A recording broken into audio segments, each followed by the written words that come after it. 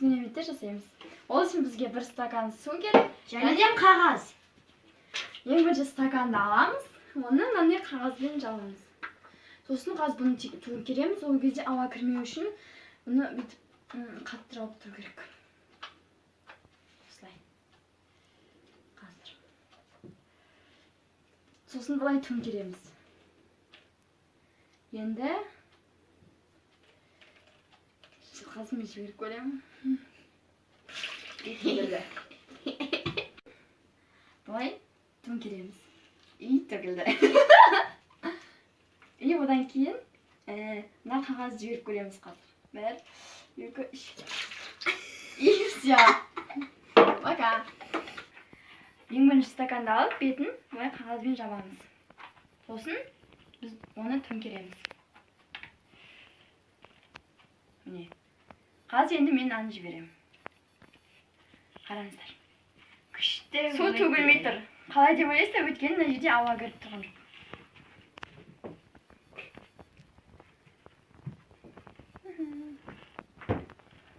Былай төңкерсе төгіледі.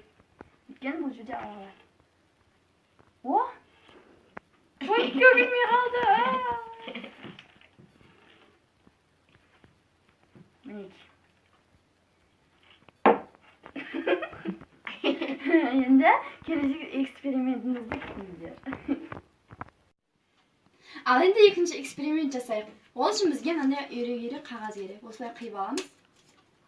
Сосын мынандай үшеуі қосылған мынандай спичка қойып қоямыз. Сосын мынандай қарындашқа байланған жіп. Оның ұшын бүйтіп байлаймыз жіптің. Өйткені мынаған кіргізуіміз керек біз. Осылай. Жанысына төбеден ұстап тұрады. Осылай қойамыз. Ал мен нанды жандырамын. Сол кезде қағаз өзі айналады.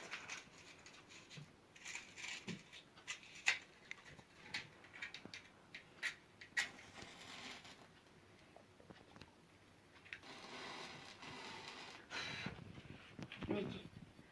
Жанысын айналдырып тұрған жоқ, мүлде өзі айналып отыр, қараңыздар.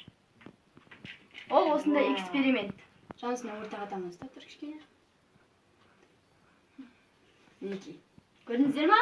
Жаныс түкте айналдырып тұрған жоқ, қараңыздар, жай ғана ұстап тұр, ал мұның өзі айналып жатыр. Сонымен бұл экспериментіміз аяғына жетті.